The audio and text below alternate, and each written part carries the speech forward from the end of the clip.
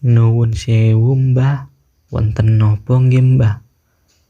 Setelah kedua kalinya menyapa, beliau menoleh ke Joni. Matanya itu seperti harimau yang berkilau.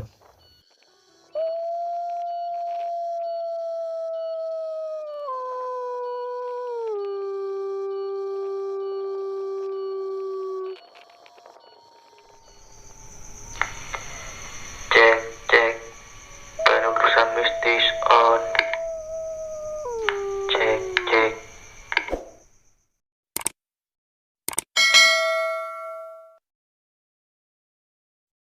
Assalamualaikum warahmatullahi wabarakatuh. Kembali lagi bersama saya Ray di channel Penelusuran Mistis. Kali ini saya akan melanjutkan cerita bagian 2 tentang Gunung Lawu. Kemarin saya menceritakan bagian satunya. Tapi sebelum lanjut ke cerita bagian 2, marilah kita berdoa agar terhindar dari gangguan makhluk gaib, setan dan jin. Berdoa mulai. Bismillahirrahmanirrahim. Rabbi a'udzubika min hamazati syayatin wa a'udzubika Rabbi ayyahdhurun.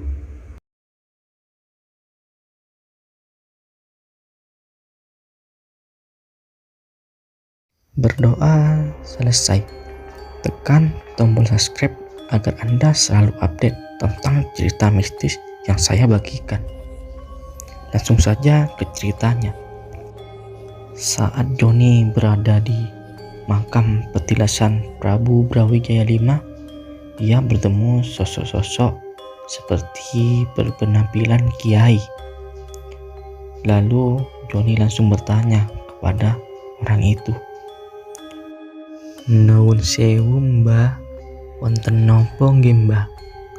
Akan tetapi saat pertama kali menyapa, beliau tidak menoleh, dan Joni mencoba menyapa untuk kedua kalinya.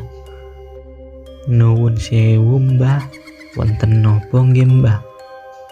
Setelah kedua kalinya menyapa, beliau menoleh ke Joni. Matanya itu seperti harimau yang berkilau. Dan saat itu Joni terbawa ke alam lain, seperti pada zaman kerajaan dahulu. Beliau itu seperti membawa Joni pada akhir dari kerajaan Majapahit. Tapi sebelum lanjut ke cerita, marilah kita bercerita tentang kerajaan terbesar di Indonesia, yaitu Kerajaan Majapahit. Menurut legenda atau sejarah, Prabu Brawijaya V mempunyai anak bernama Raden Fata dan Pangeran Katong. Setelah Raden Fata dewasa, dia lebih memilih memeluk agama Islam. Berbeda dari ayahandanya yang beragama Buddha. Bersama pudarnya kerajaan Majapahit di tanah Jawa, Raden Fata mendirikan kerajaan Demak yang sekarang pusatnya berada di Gelagahwangi, alun-alun Demak. Melihat kondisi kerajaan Majapahit saat itu, hati sang Prabu yang terusik oleh Raden Fata sebagai raja yang bijak. Suatu malam, dia pun akhirnya bermeditasi memohon petunjuk Maha Kuasa untuk kerajaan Majapahit.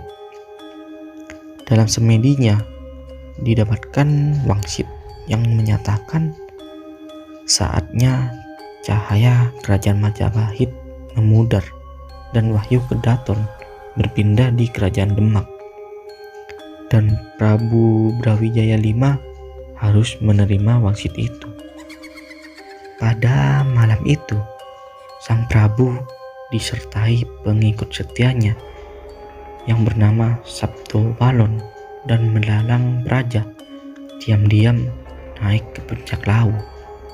Sebelum sampai di puncak Lawu, dia bertemu dengan dua orang kepala dusun, yakni Dipa Menggala dan Mangsa Menggala sebagai abdi dalam yang setia. Dua orang itu pun tak tega membiarkan Prabu Brawijaya V begitu saja. Mereka pun pergi bersama ke puncak Argodalem. Saat itu sang Prabu bertitah, "Wahai para abdiku yang setia, sudah saatnya aku harus mundur. Aku harus moksa dan meninggalkan dunia yang ramai ini.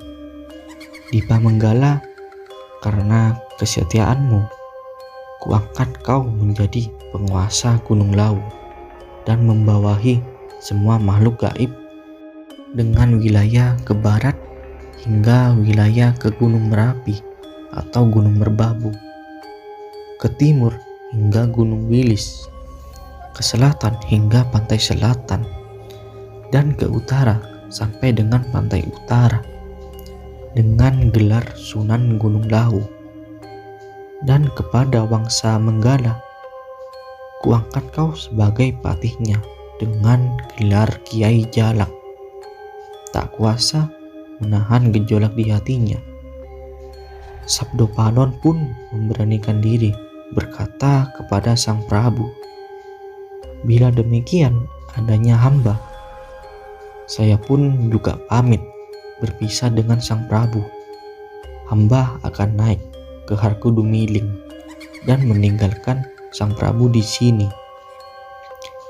Singkat cerita, sang Prabu Brawijaya V pun moksa di Hargodalem dan Sabdopalon moksa di Hargodumiling.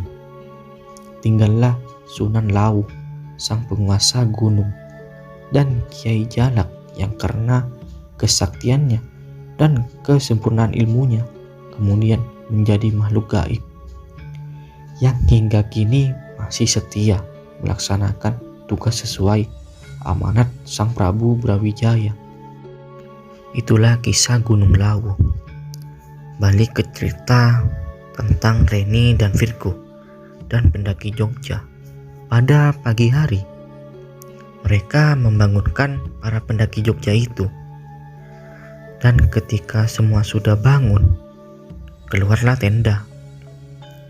Reni kebingungan sambil tanya kepada pendaki Jogja, "Temanku kemana ya?"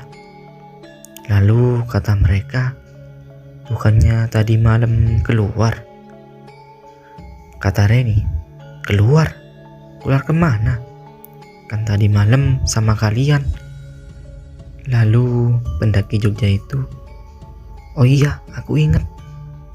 Tadi malam katanya mau ngambil tripodnya di Hargodalem. Tak kira cuma bercanda." Lalu Reni merasa panik. "Ya ampun, gimana sih?" Dalam keadaan panik semua, langsung aja mereka menyusul ke Hargodalem. Ketika waktu mencari Joni, ada 2 burung jalak terbang, dan itu pun terbang di atas mereka. Tak lama kemudian ketemulah Joni dalam keadaan tertidur. Posisinya itu seperti orang meninggal, tangan berada di perut di samping makam. Langsung aja Joni dibangunkan oleh Virgo.